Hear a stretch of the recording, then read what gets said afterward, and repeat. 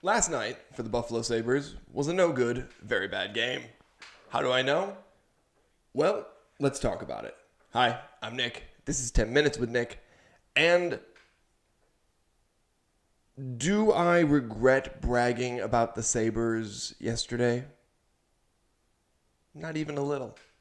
Not even a little. But the team that was on the ice last night looked absolutely lost against the Boston Bruins. And there are some nights where the puck just doesn't bounce your way. Last night was a mix of the puck not bouncing the Sabres' way and the Sabres also not playing their game and the Bruins having a really good plan for the game. Right from the jump, in the first period, it was a little more back and forth. You kind of had the sense that both teams, were going to have a decent night. That all changed in the second period. The second period felt like it was all Bruins all the time. And a big part of what the Bruins were able to do leaned on the fact that their goalie, Swayman, was absolutely phenomenal. He was absolutely phenomenal. He let in two goals. He let in two goals late in the third period, but otherwise, he was absolutely phenomenal. I think the Sabres had 34 shots on net, and he was just stonewalling the Sabres. And he's a good goalie, no question about it. But there's no excuse here because the Bruins defense was also playing really, really well. They had a really strong check up at the blue line, and it really felt like the Sabres never even spent time in the Bruins zone towards the end of the game. In the first period, they definitely did. They definitely had some good control. And at the end of the game, when they were going empty net, they had some good, offensive chances. But in that second to third period, it felt like they were never in the Bruins zone. And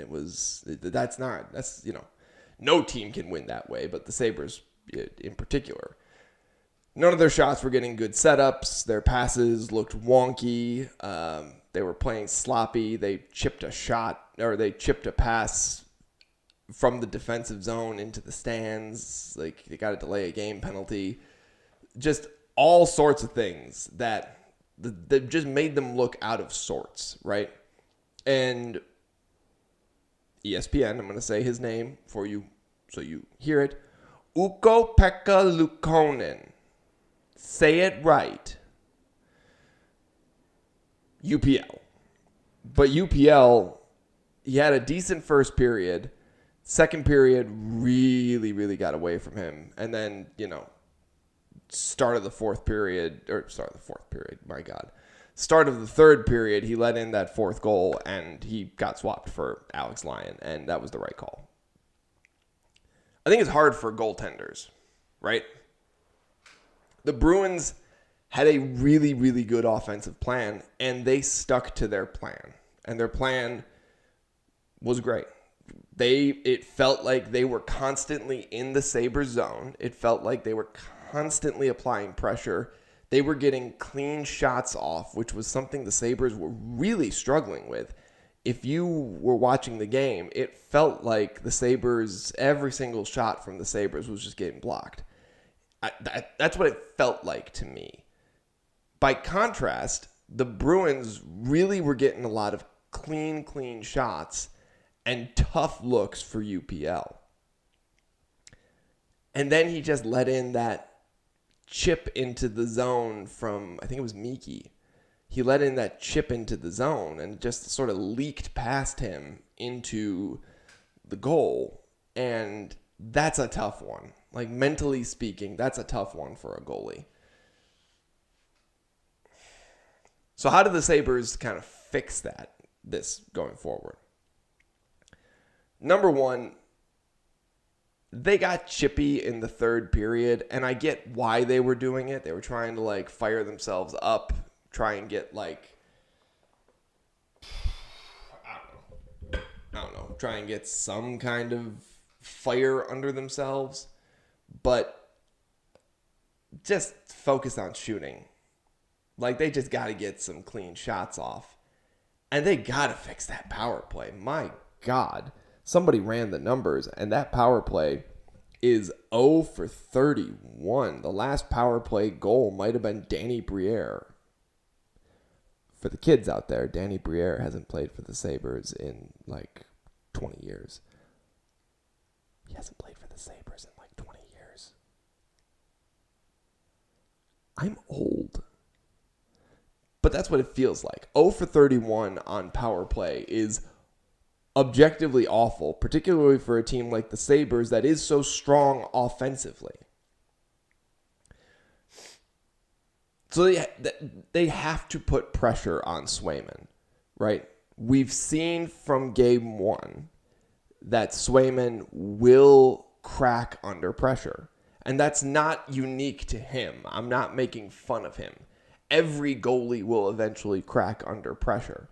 They're not invincible. Now, in obviously USA, Canada, we saw Hellebuck stood on his head and had an incredible game.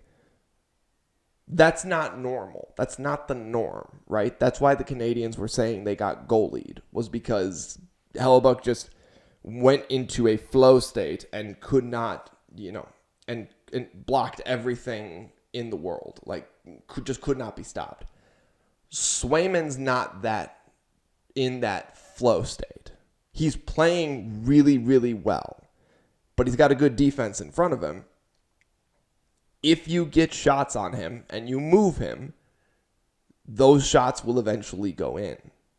The Sabres need to get clean shots, and they need to just get some control. Dahlin's got to give us something here. He's never playing badly, right? That's the thing. Dahlin is never playing badly. There's a reason he's got the C on his chest. But he needs to up his game. He needs to show that why he's a superstar. Tage Thompson, after having a spectacular game one, had a much quieter game two. And he took a misconduct penalty late in the third period. He's got to step up his game too consistently. Alex Took, I would love to see him elevate his game as well. He's playing well. I'd like to see him tick it up a notch.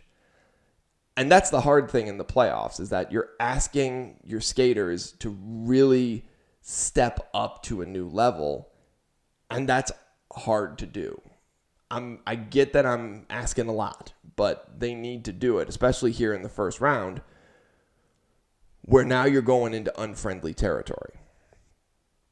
Now, the Sabres are road warriors. They've won plenty of games on the road this year, so they're not going to be scared of an unfriendly environment. But they need to shake the dust of last night off.